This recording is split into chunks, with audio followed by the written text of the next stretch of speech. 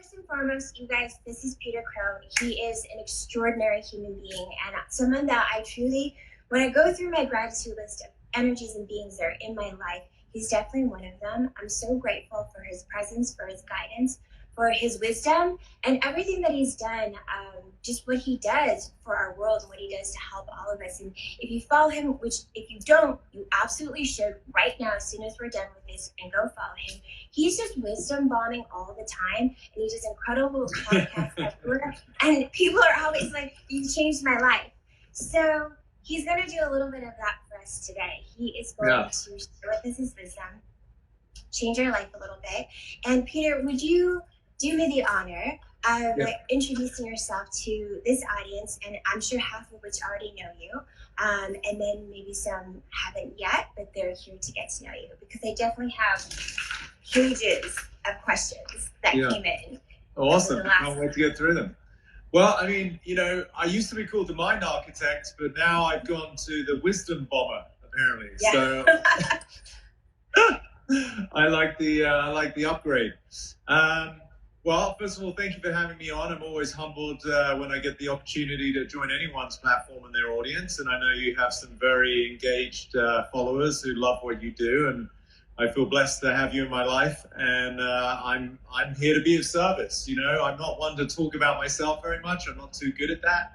But I certainly love to listen to people's inquiries and questions and do whatever I can to sort of shift that perspective, right? So my gift is really to help reframe things so that we look through new eyes. It's one of my favorite quotes by Marcel Proust, where he says that the journey of true discovery lies not in finding new lands, but in looking through new eyes. So that's basically what I do, is I help people to have a different perspective so that whatever was previously maybe perceived as challenging or a struggle or a problem, all of a sudden the circumstance can be the same, but you no longer have an emotional reaction to it. So you find freedom.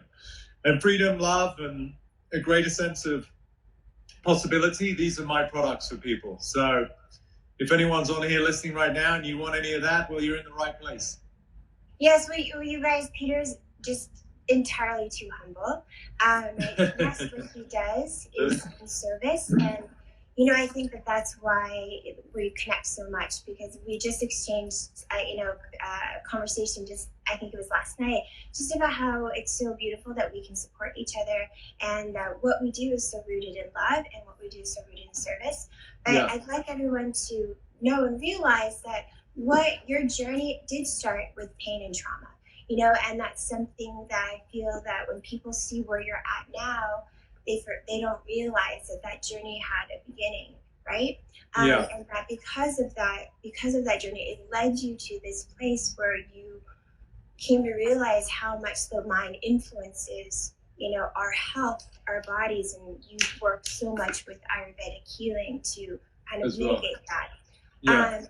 And that's been something that's been so powerful and helpful and attainable for people, especially during this time and during this year.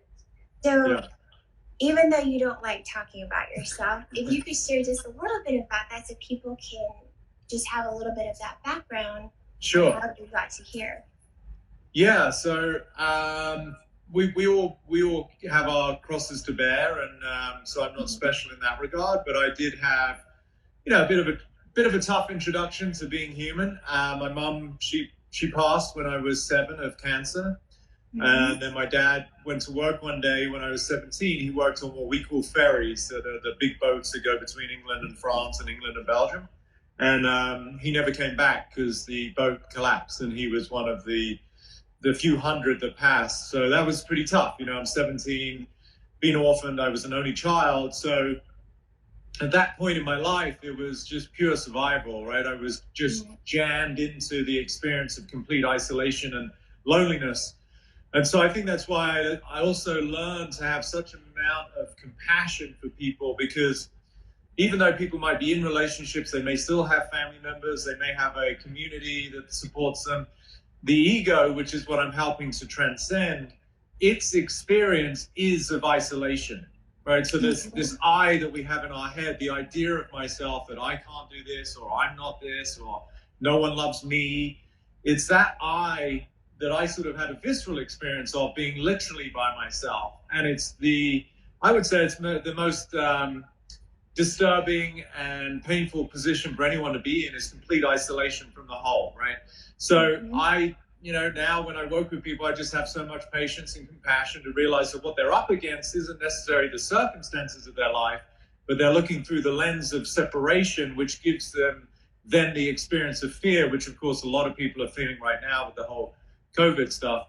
So it's just, for us all to have a little bit more patience, kindness, and compassion with each other to realize that regardless of what we've been through, we're all carrying some degree of suffering and trauma. So that was just a great, not a great in terms of the subjective experience of it, but it was a great introduction to what it meant to be really loving and accepting of people's hardship.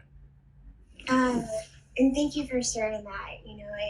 I think that there were a few people obviously that had already commented that they didn't realize your background, and I relate because my journey also began in that place. But it feels like for a lot of people that is how their journey to awakening or having that sort of mental freedom comes from. It's for some reason it's almost like that catalyst that people need.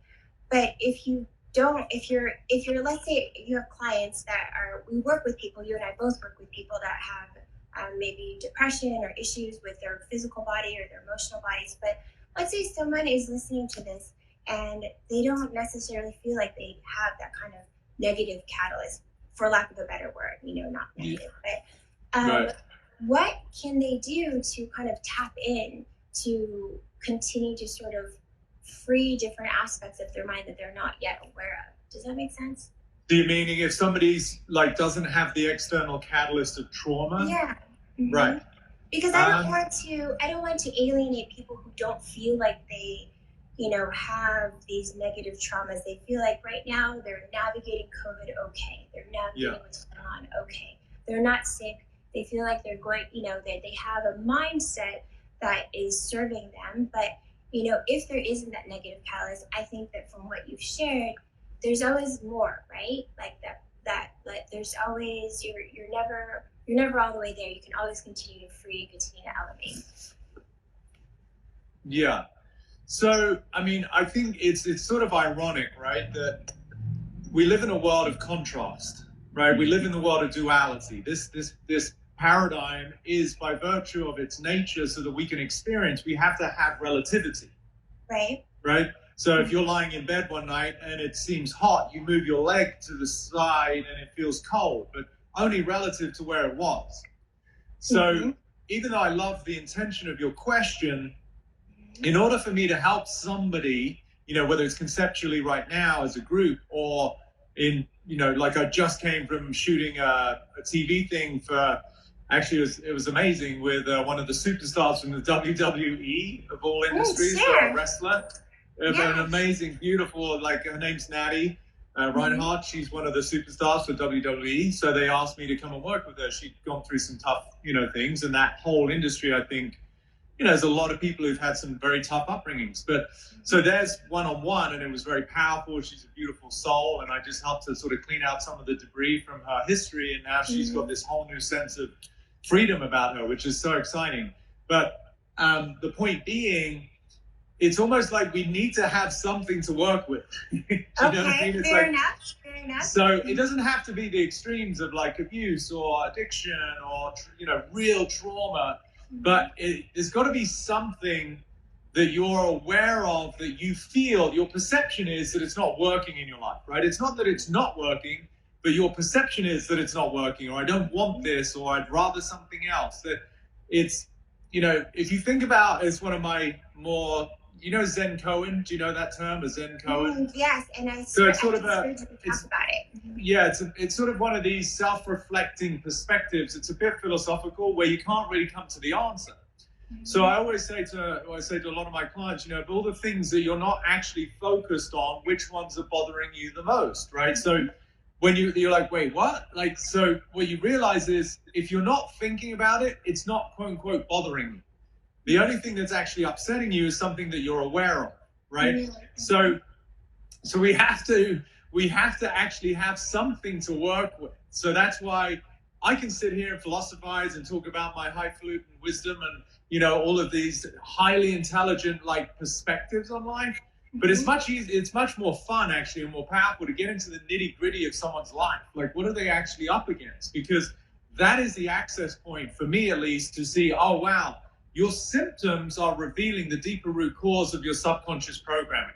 So it's not because you lost your job. It's not because your spouse, just cheated on you. It's not because you've got some sort of health diagnosis you don't want. I'm not saying any of those things are fun, but they're not the problem. They're just life. That's just life, right? It's what are you doing with it? What is it eliciting and what is it revealing about the deeper fears of how you try and survive life? That's where the treasure lies. Well, we have a boatload of things that we can address. All right, let's get in the boat. We have social anxiety questions. We've got questions about jealousy. We obviously, and everything, again, as we know, is rooted in fear of some sort. The reason why I asked you that one was because I did have a few comments that said, I feel like I'm fine, but I still want to tune in. And so I thought, okay, that was unusual. Let me address that, you feel like this may not be, but you want to tune in. So let's address that. But we have so many questions, how do you remove trauma because the trauma is causing brain fog? And this is a quoted question because that's that person's interpretation of what the trauma is doing. Insecurity, jealousy, fear, anger. Right. So even diving into any of those, and that may be lumped in an answer from you. So I want to address the first part, which is, it's a great question when someone says I'm fine, right? So we could, if we were to look at, say, health, because it's easier, it's a physical thing, it's obviously part of your realm. I'm very passionate about health. I'm an Ayurveda practitioner. I was a trainer for years, a yoga teacher, blah, blah, blah. So I love all of the mind-body connection in terms of, like, let's have health in the whole system, right? Like, let's have peace of mind, but let's have vitality of body. So if you look at the sliding scale of physical health, we could say, okay, at the far end, when we're in a state of dis-ease or physical disease, then sure, there's something to focus on. So that's really where people come to me with whatever they think their problem is. Then the person who wrote in and said, well, I'm kind of fine, you could say that's somebody who's in the middle, who doesn't really have any symptoms or they don't have any current sort of issues. There's no pathology in their physiology, but there is the option of going to a much more optimized state. Does that make sense? Yes. So that's what I love personally for me. Like, I don't take pharmaceutical products. I'm not sick, thank God. But I am super passionate about how can I take this meat suit and make it even more optimized, right? Yes. So I think psychologically, just to address, at least want to speak to that question, just because you don't have an issue, there is an opportunity to look at, okay, how could I be more loving? How could I be more patient? How can I be more kind? How can I be more compassionate? How can I be more inspiring? So rather than trying to react to something you don't want, you start to focus on what do you want to create, which is a very powerful place to be in. Most people, let's face it, mentally and physically, are sort of in the negative bucket of like, there's some issue or some issues, right? So it's great that someone's asking that question. Awesome. So look at the opportunity to upgrade every aspect of your life, not because there's a problem, because you have an opportunity. So that would be the first part of the question. Yeah, that's beautiful. Okay, good. I hope that helps. So, Kate Clean in the house. I just love seeing how many of these people I actually recognize. So with regards to the energy of, you mentioned a few things, right? So you look at trauma, you said, how do we remove trauma? You talk about anger, you talked about jealousy, and you talked about fear. So I would say, they're all bedfellows. The emotions of jealousy, fear, and anger, to me, they're all sort of part of the same construct of how we respond to trauma. So I think there's sort of two different things. Trauma is actually, it's just a word. I'm not a big fan of trauma, but it does point to, okay, we went through something when we were younger usually, and fundamentally we weren't able to process it. So that's really the way I look at it. It's not so much a trauma, and that's not in any way, to belittle or condone the things that people have been through. People have been through horrific things. But I want you to consider, even when we say it's a trauma, you're sort of validating your own idea that you went through something that you now have to carry around like it's a burden. Yeah. And instead, if we can recontextualize and start to disassociate the event from the emotion, right? So I really want people to understand that. We all went through something. Now, my mum, using myself as an example, died when I was 7 of cancer. My dad went to work, as I said, when I was 17 and never came back because he died. Now, no one on the planet would begrudge me if I became homeless and a drug addict by virtue of those events, right? Now, that cascade into that particular life could only have happened if I was unable to process those events, or I looked at those events as though I was a victim of circumstance and life is not fair and fuck everybody, excuse my French, right? So that would have been a precursor to me wanting to abuse myself as using that as the excuse. So it's very subtle, but it's important. If people can start to disassociate events from your own psychological and emotional reaction to them, now you start to establish some freedom. Everybody on this call, everybody on the planet has been through events that were troubling, that were difficult, that were challenging, and invariably when you're young, that you just couldn't handle. It's like me giving a 5-year-old 60-pound dumbbell and saying, hey, push that over your head. You just can't do it, right? So whether your parents separated when you were 3, or your dad, went to prison when you were 8, or your mum slept with your neighbor when you were 12, or whatever everyone's been through, then, start to look at, okay, did that truly define me, or was it what I did with it that's defined me? Meaning, is it the way that I've taken that and used it as evidence as to why there is something in my life that doesn't work, right? And to give people a clue as to what to look for, it's usually something in the language of I'm not something. Let's take a very simple example. I'm not enough, right? Everybody can relate to the experience of not being enough. You were the last one picked for the sports team at, junior high. You were the one who was in your family not as athletic as your siblings, so you weren't enough. Your best friend at college got all of the accolades academically, and you didn't, so you weren't enough. Everybody's got their version. What I want people to recognize is that is a narrative, it's a conversation, it's a dialogue. There is no trauma in the fact that you lost the last game of whatever it is. I remember talking to Aubrey Marcus, who you might know, who I did his podcast a couple of times. And he's got a big platform. He's this big, good looking tattooed dude, and he was an athlete, but he got pulled out of a game, and the person he was defending ended up shooting the last basket on the other team, and they won. And he, for 17 years, took that as his fault, right? And actually during the podcast, I helped him to actually let go of that, which was so powerful. So to be able to separate the event is not what defined me.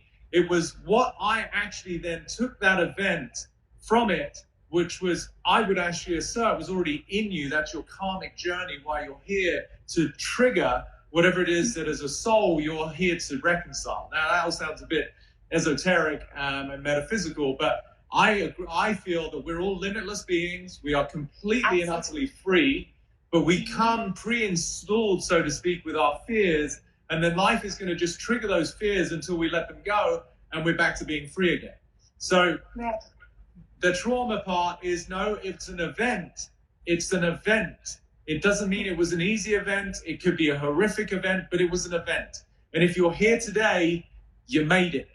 You survived, right? And that doesn't mean that it was easy to go through, but there's some room to be sort of established with separating, wow, I don't need to be a victim of my circumstance and my history when I'm here today. And as far as I'm concerned, I'm in one piece, right? Then the emotional, so that's the trauma part. Then and I want to dive into some of this after you get What's that? I have obviously my own questions. Yeah. If you have some reflection, of course, or if people have comments about that. So again, it's just let's soften the word trauma and let's just make it an event. Again, I'm not at all saying that people have gone through easy things. I haven't. Nobody has.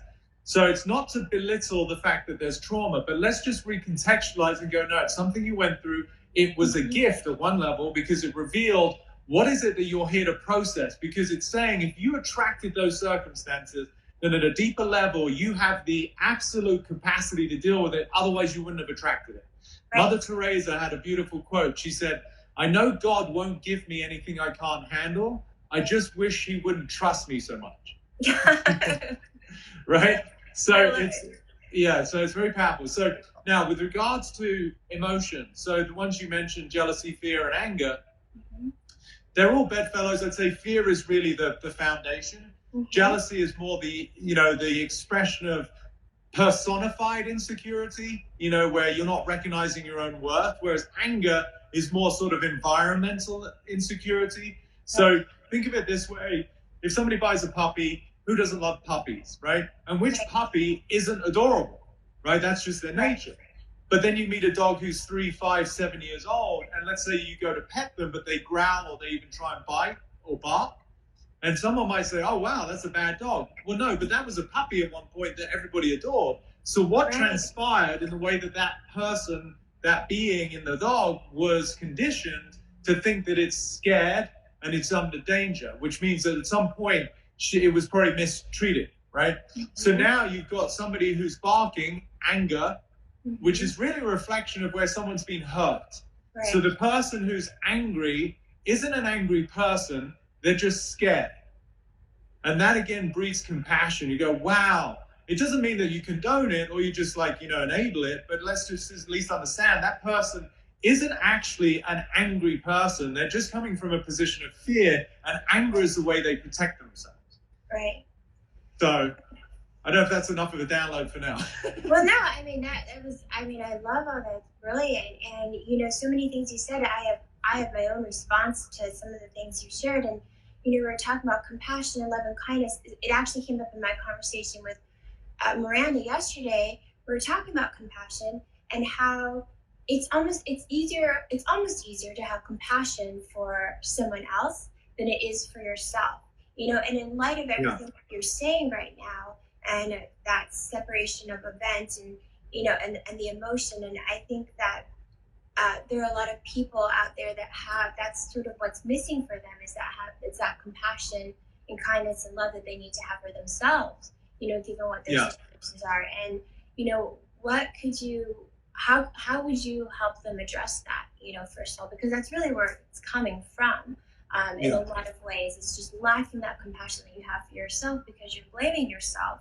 If you're not a victim, then you're blaming yourself, and in some ways you are a victim when you're blaming yourself, right? Yeah. How would you address that? And then once you talk about that, I have a couple other things. So compassion of self, we're designed, unfortunately, to, in a beautiful way, humans tend to be of service, right? One of the ways that we get a sense of worth is by making a difference. And it can be subtle, it can be grandiose, it can be planetary, it can be global, but it can be also just you open a door, hold a door for somebody who's coming through into a shop, or you keep the elevator doors open. You do something that has got a sentiment of kindness about it. So that's beautiful. However, we're very poorly designed as it relates to receiving. Yes. Right? Myself included. Yes. Yeah, so if someone just gives you a compliment, you say, oh my God, sweetie, you look beautiful, and your hair and blah, blah, blah. If I were to give you compliments, that you've done enough work where you can listen. But most people can't listen. They just react from a perspective of themselves that doesn't fit with whatever compliment they're hearing. Right? So if my view of myself is I'm inadequate, but I hear someone giving me a lot of love and acknowledgement, it's jarring to the way that I view myself. Yeah. And so then there has to be this resistance. Some people will just, no, and they'll try and be coy. Some people will make a joke and say, no. Somebody might say, oh, you're just saying that because you want to borrow some money, or, what people come up with all sorts of bullshit, versus just listen to what that person's saying. It doesn't mean it's true. Someone could call me a genius and someone could call me an idiot. Neither of them are accurate. That's just what that person's thinking. That's the power of listening. So first of all, just to understand the way that we're wired is we want to be a service. Why? Because we want to be loved and accepted. We want a sense of belonging. That's primal as humans, right? We're doing what we can. People pleasing, perfectionism, all of this. Fundamentally, we just want to look really good for people because we want to basically fit in. These are just basic principles of any mammal system where you want a sense of belonging. So notice that and then go, okay, how good am I at receiving? How good am I at listening to what other people say? Whether it's complimentary or it's derogatory, it doesn't really matter. can I be big enough of a human being to actually listen to what somebody's saying and just be with it? It doesn't mean that it's true. And there may be something to say in terms of updating that person's view of you. If someone comes up to me and says I'm an idiot, it's not going to upset me, but, you know, maybe I could give them a little bit more insight to say, yeah, perhaps that's not an accurate view, but, you know, have at it if you want. So noticing that first. And then secondly, one of the greatest forms of value, as I said, that we get is by helping someone, making a difference, being kind.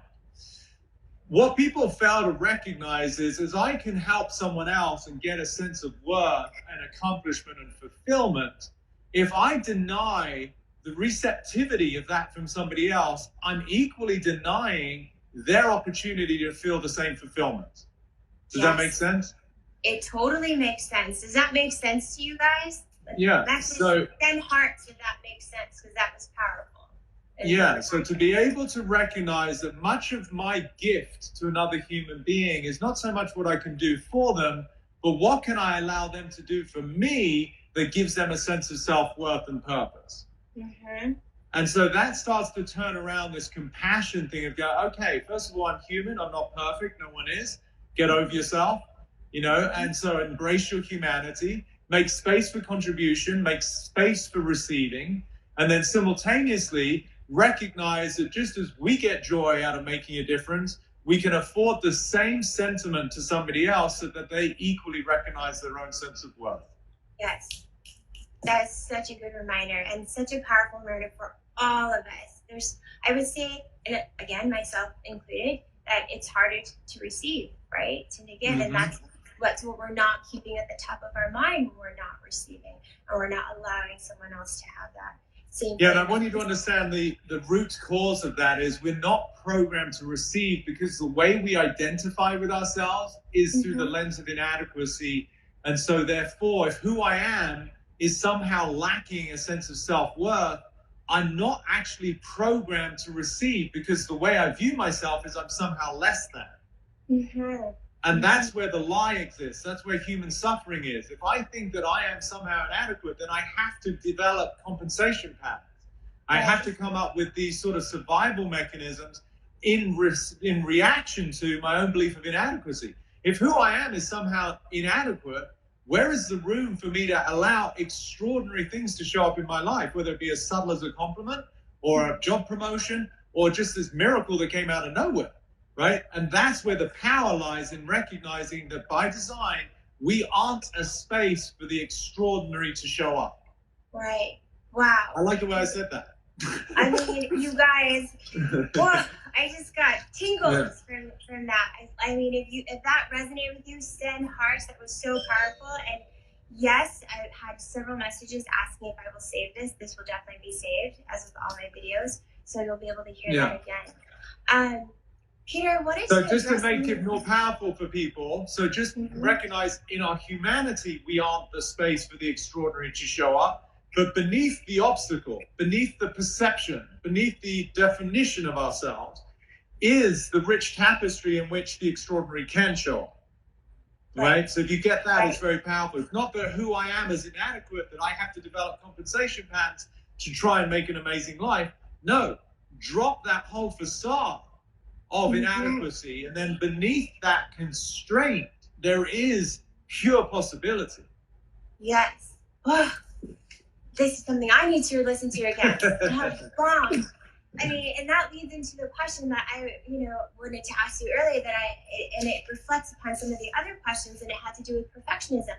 And there was something that you said that was so, it just clicked, when you were talking to Aubrey Marcus, and you said perfectionism is the behavioral adaptation to insecurity. And I was like, stop, rewind, and listen to that again, stop, rewind. And it's so true. And what I wanted to bring up was that, I have been on this journey. That I'm not this victim. That I had all my surgeries. My parents also had cancer. I had COVID. I mean, and where I am in my process, which I know is in alignment with a lot of other people's processes, that they're on it. They're on this journey, but there's still this need for, as you say, you still have this I'm not enough. You still have this these feelings of inadequacy. You still have the need to compensate. You still have these resisting perfectionism tendencies. You know, I can say that for myself. That's yeah. It's more powerful if you say I, because I don't have them. So you're saying you still have. So the way I listen is so specific. It doesn't resonate with me. I can relate to it from my history, and I know that's part of our humanity, but it just doesn't sit with me anymore because I'm totally okay being me. So whether it's yourself, which is more powerful, or someone has a specific question, right? Did you see how language is so subtle? I had to help the WWE superstar I was just working with, because she kept saying, well, you know, when you do this and you do that, and I'm like, but I don't do that. And she's like, what? I said, you said when you do that. And she said, oh no, I meant me. I'm like, I know, but then say I. Do you see, it's a way that we protect ourselves. It's a safe space to speak. Yeah, it is. I didn't mean to interrupt you, but it's somebody, you know, people will get something from this because they're like, oh my God, I do that too. Okay, no, interrupt me. Interrupt me as much as possible. It's all of this about you. Yeah, I had a client once, she said, well, you know, when you're a mom, and I said, oh, I'm going to be a mom. That's exciting. Yeah. I'm such an idiot. Anyway, carry on.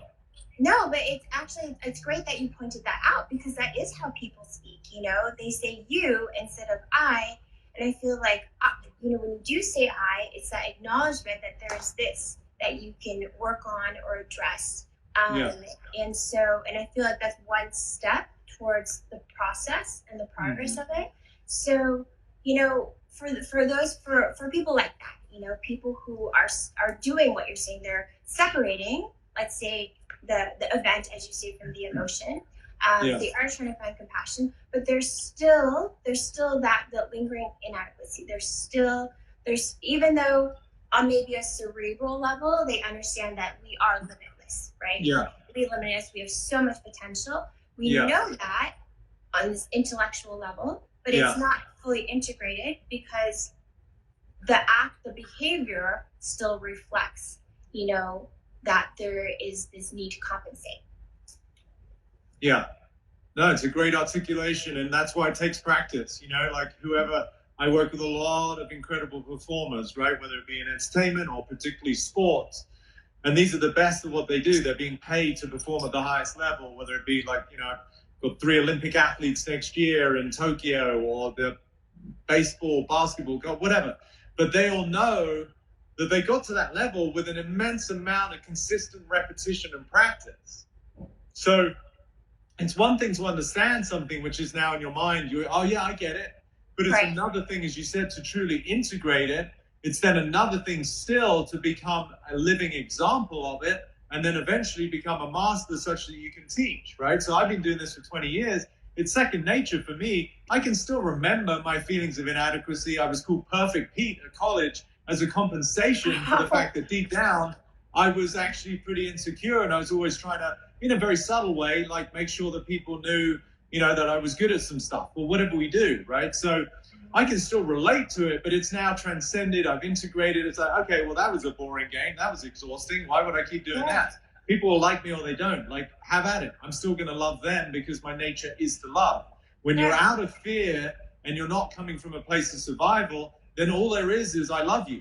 You know, that's all you're left with. So I get what you're saying, and it does just take practice. You know, how do we practice though? That's what these questions are. How do we practice? There's a couple who said, we've bought your series. How do we instill this into so we can be like Peter? Is that what someone said? You're gonna get some bracelets. What would Pedro do? Yeah. So practice is. You know, somebody's like, a lot of people ask for tools, right? Well, what are the tools? I'm like, well, I always give this example. It wasn't that long ago, a couple of thousand years ago, we still thought the planet was flat, right? And actually, there's still groups out there that are fighting for that, right? There's still people who argue that it's flat, which is fine. Have at it. But it's pretty convincing that we're on a globe. Gravity keeps us stuck to it, blah, blah, blah. But the evidence for the fact that the planet was flat was what? We look out, we see the horizon, right? It's like, look, it's flat, I can see it, right? So from that perspective, if I look through the lens of the world as flat, what is the ultimate fear? if that's the view I have, what is the fear from that perspective? And I'm asking you they're asking the group, you guys can answer, or I can answer, what's the fear that you'd fall off, you know? Exactly, you'd fall off the edge, right? So, in that construct, in that particular view, if I think the world is flat, then my concern is I don't want to fall off the edge. Then you would develop tools to not fall off the edge. Someone who's super smart would come up with a piece of technology that was like a bracelet, and that it would detect the horizon. And let's just say that as you got closer to a particular point, maybe it made a beep, right? That would be one tool. It's like, oh, great, you've got to get the latest bracelet. It's amazing. It will stop you from falling off the edge of the planet, right? Maybe someone will create that as a business. So do you see, that would be a tool in that paradigm. But then what happens is you're like, oh, hang on a minute. The world isn't flat. I don't need the tool. So that's my work, is why I don't necessarily give tools, because once I show people there's nothing wrong with them, what do they need a tool for? Right? So it's awareness is the tool, because it's like, oh, I spent my whole life thinking that I'm inadequate. And I can remember my dad said this, and my mom said that, and my teacher did this, and blah. And I'm like, oh, I've been living like my entire life that I'm not wanted, or I'm not good enough, or, you know, I'm a failure is a big bucket that people get stuck in. Oh, I'm a failure. What are the tools for that? Well, the main tool is to realize you're not a failure. That's a lie. Yeah. You made that up. Yeah. So I don't mean to sort of dismiss the giving of tools. I just want people to understand that when you realize fundamentally there's nothing wrong with you, then is really nothing to work on other than, like we said at the beginning, someone who's in the middle, who's fine. Let's explore potential versus let's try and fix problems. Yes. Two different ways of living life. Most people are trying to get away from a problem, and I'm helping them work towards something that they're committed to. Yes. Totally different. So that is the tool. So the practice is, to answer your question more specifically, let's say somebody wants to practice being more confident because they realize that they've been looking through a lens of inadequacy and they're shy and they don't have self-worth. Okay, great. First, you've got to recognize the way you've perceived yourself is inaccurate. It's not a truth. Oh my God, I feel so free. Great. Well, go practice being free, which would look like, you know, if I'm a guy in a bar, then I would go up to a girl, whereas before I might have been too shy. Yeah. That's a great example. That's a great example. You guys, okay. None of the knowledge bomb. That's how you practice. You know, it's that simple. It's not like Peter can give you these 15 things to do. No. But once you've made that realization, then put it into action, right? So the question is, who would you be and how would you act if you no longer looked through that fear? Mm-hmm. Right? So that's simple. We've all been in a bar, boy or girl getting picked up, boy trying to pick up, vice versa, whatever. If I'm in myself, if I'm inadequate, if I feel less than, if I've had heartbreak because my last 3 partners have left me and so I feel like the fear of rejection. So from that space, taking an action to go across the bar to a stranger and engage and have a conversation and try and get a number, that's terrifying, right? Yes. Mm-hmm. But then when you realize, wait a minute, what happened. The partners that left me was exactly what's meant to happen. Why? Because it did. Mm-hmm. Get over it. Yes. Is it true that I'm not a good person? No, that's not true. Okay, let's remove that constraint. Is it true that I'm a failure? No, that's not a truth. That's an idea. Great. Now we've removed these shackles that have held me back. Now you get the opportunity to practice the tool of, let's go and talk to a human being and see what they say. What's the worst that could happen? I was already standing on the other side of the bar in the experience of rejection before I even got rejected. Let's at least give someone else the opportunity to reject me before I have. Yes.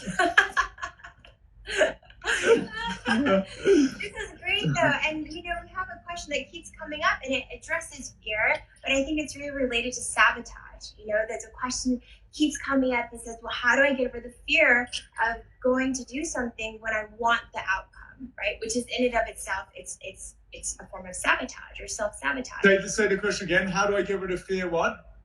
So I'll read the question exact is how do you overcome the fear of doing an action that can lead you to an outcome you seek, which is, in the way I interpret it, it's kind of a form of sabotage. You're afraid of getting what it is that you want. Okay, read me the question once more. I want to feel into it. Okay, so I'm going to read it again. How do you overcome the fear of doing an action that could lead you to an outcome you seek? And thank you for the person who sent that in. I know you sent that in several times while we were chatting. Mm-hmm. Okay. How do you overcome the fear of an action that could lead to something that you seek? So, well, really, the action, so what's the fear of the action? So the action is just an action. You're just doing what you're doing, first of all. So we want to identify what is the fear. So in this case, they become attached to an outcome, which is what humans do a lot. And I have to work with this with all my pro athletes, right? Like, you know, I've got a guy competing in a PGA Tour event this week. And like, of course, he's showing up because he wants to win the event.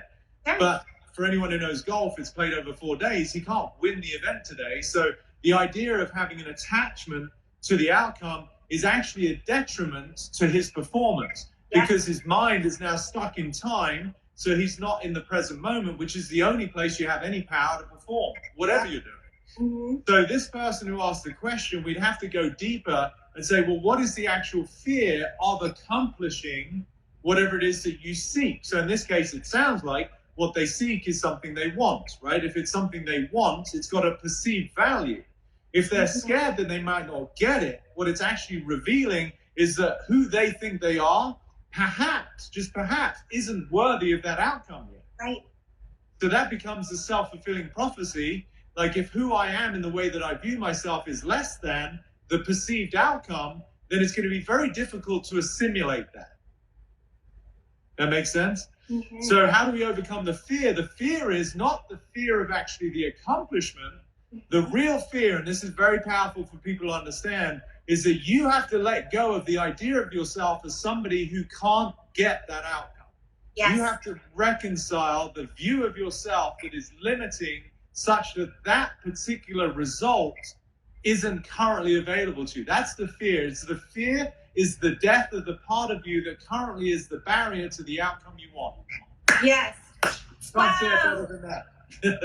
Oh my God. I mean, hearts. Oh, I don't even know how to do hearts here. Do heart. I heart you right now. Love. That was.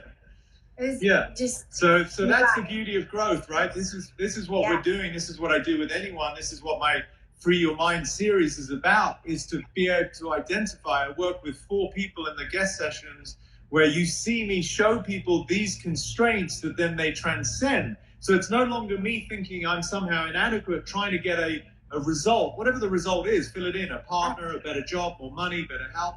It's not about me being inadequate, trying to get that. It's realizing the inadequacy is a lie. When I remove that, then the events just naturally start to show up. That's magic.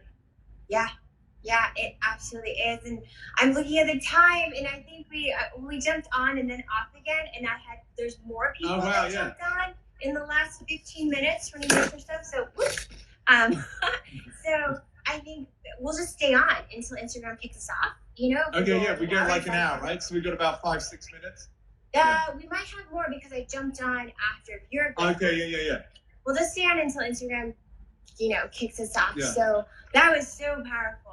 And, you talk a lot about professional athletes. I would say that attachment is something that I talk about quite often with my clients too. And they're not necessarily athletes. A lot of them are actors and actresses and, people from different backgrounds. But it's all of us. We have this attachment, and that's something that we need to work on. It's the attachment to outcomes and where that comes from. So and one thing that I just saw a couple of times that I want to address, because they mentioned it a couple of times, is existential anxiety. Yes, thank you. I was going to address that as well. Perfect.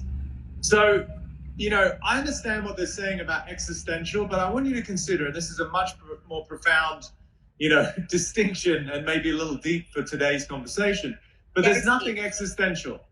Everything is us.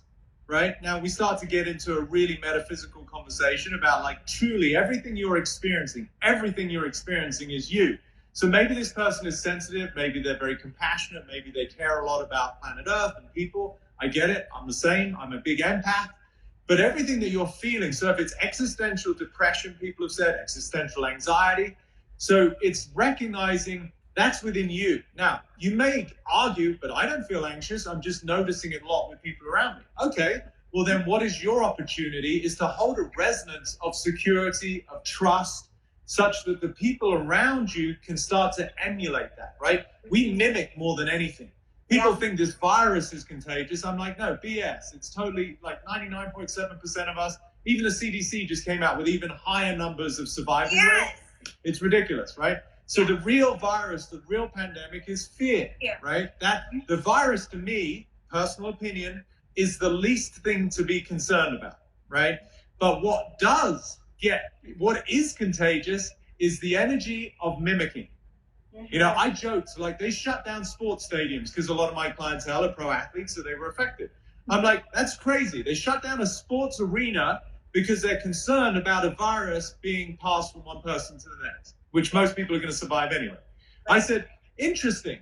They didn't shut sports stadiums because they're selling dog shit food, nachos, hot dogs, sodas full of sugar.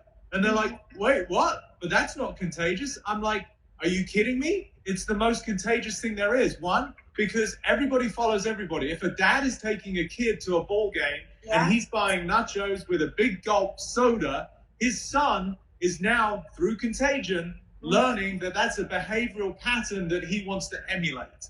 That's a much bigger conversation, but you start to see, wow, who we are is who we spend our time with because we want to emulate, we want to fit in.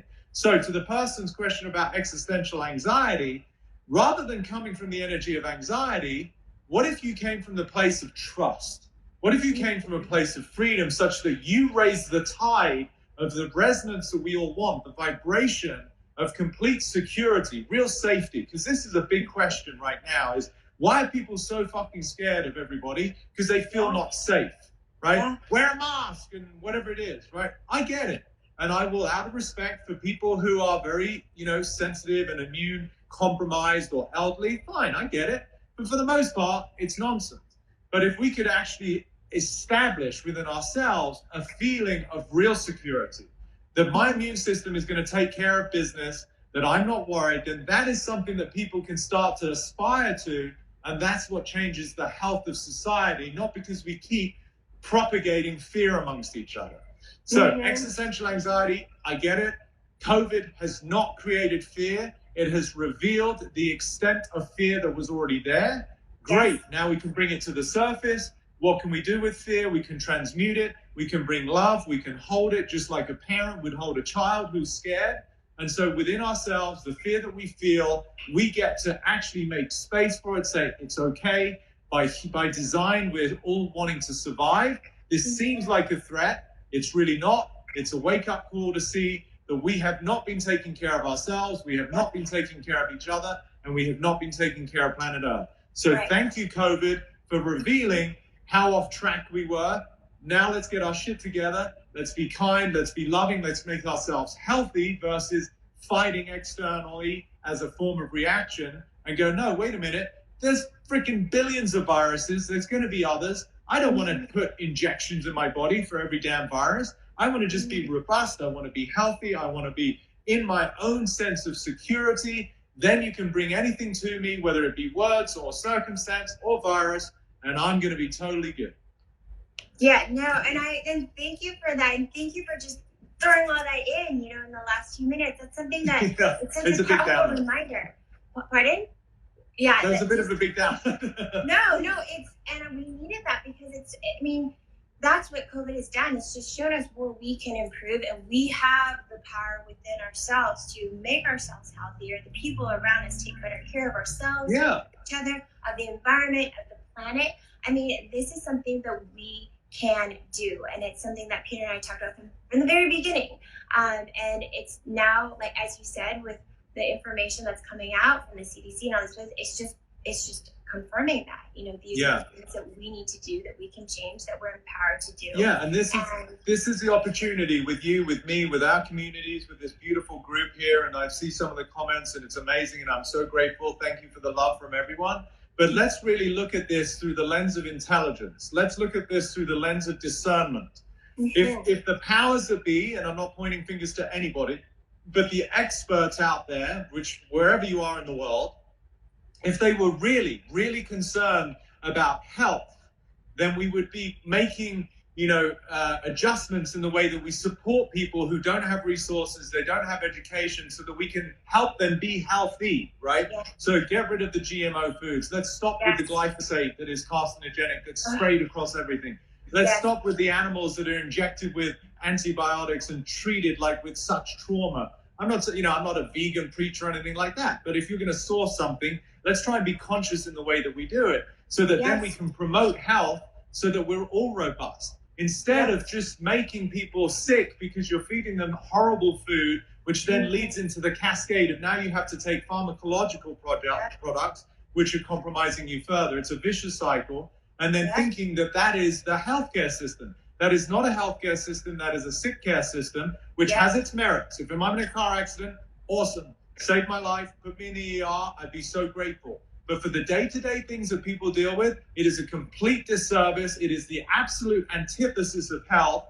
And this is our opportunity collectively to say enough is enough. We don't want to be popping pills every day. Let's educate people how to get to the root cause of actually what's creating our disease, most of which is psychological, so that I can be a vibrant, healthy, happy human being, contributing to society, not in fear of some germ, and then listening to the powers that be that want to inject me with toxins as a means of making money and sort of giving me some false sense of hope. It is a massive wake-up call. I'm obviously very passionate about it, but I want people to be well. I want people to be healthy. Let's stop reacting to problems and let's start creating opportunities. Absolutely. More bombs, you guys have beautifully said. And so powerful. And I know that you've shared that, but this was, we have so many messages right now. It's true. Thank you for sharing that. Like, that's what people need to hear. So, thank you. It's so beautifully said, so well said. And just a reminder, what Peter is doing today, that this is what he does, is just reminding us of who we are and who we are in our core, and to kind of and dive back into that. We had some people that are asking about questions about your inner child. Okay. Addressing the inner child. I don't know if we have time for that. We're about to get cut off. My inner child is adorable. He's a sweet little boy called Peter. You pronounce it with a T, with a British accent. He's very shy. He's the kind of kid who would hold onto his dad's leg and hide. And then somehow this beast Pedro got created, who's just like dropping wisdom bombs left, right, and center in America. No, the inner child is basically our ego. It's the part of us that's scared, and what it wants is to be loved and held. So that is the opportunity. That's what I spoke to earlier about the parts of us that are living from insecurity. That is like our inner child. So for me, the opportunity for every adult is to learn the capacity to love. Many of the audience, I'm sure, come from a place where they are parents. So they have the actual literal experience of what does it mean to hold my child. Now they get the opportunity to do that for themselves, for their own inner insecurity. So that is the inner child work, is going, it's okay. That's my humanity. We all by design are going to feel inadequate. Let's learn to love and hold that part of us, rather than putting it on someone else as though it's up to them. Beautiful. Beautifully said. Yes, this will be saved I've had a few more questions on it. Before Instagram cuts us off, Peter, let everyone know he's already pinned. He should have been pinned. I don't know where it went. Yes. But he should have been pinned at the bottom of this. And you can go on my most recent Instagram post, and it has all his information. We will share this. But he's at Peter Crone Official on Instagram. And on your website, what's your website again? Is petercrone.com. And then I know we're running out of time, but what would be fun is if people take a screenshot or a little bit of video and share it in their stories. And I'll pick someone and gift them my course, Free Your Mind. So we've only got a couple of minutes. I'm happy to gift that to whoever. If you want to take a screenshot, tag me in Serena or in your story or your post, and I'll pick someone. The course comes out in about 3 weeks, middle of October. It can be found on my website. You can join the wait list. And I'm super pumped. We did a lot of upgrades. I put a lot more content. I answered some questions that the community had. So it's going to be, it's really fun. Yeah, I'll gift it to someone. So that's so generous. Share your hearts out. Yeah, so you guys, screenshot. We're gonna stay on until Instagram kicks us off. Screenshot, share. Yeah, I'll take video clips once you repost it in an Instagram TV. They can take a little clip of video, me dropping some bomb. Like, it's good to upraise the vibration of everybody out there anyway. It's brilliant, and I think you have another new nickname. So we had a few people that said Peter Crone, Wisdom Bomber, and I like that. The Wisdom Bomber. I think that's very appropriate. Yeah. I'll oscillate between Mind Architect and Wisdom Bomber.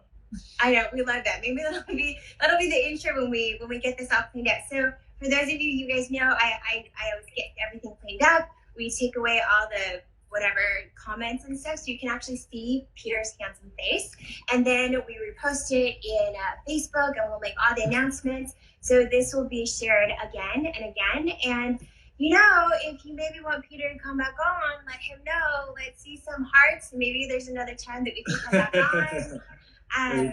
Have more questions, maybe after the series comes out, or something, and just go sign up, because if you get, he doesn't post as often on Instagram, but he sends these amazing emails. And you definitely want to be on his email list so that you're the first to know when his series is already in October, right?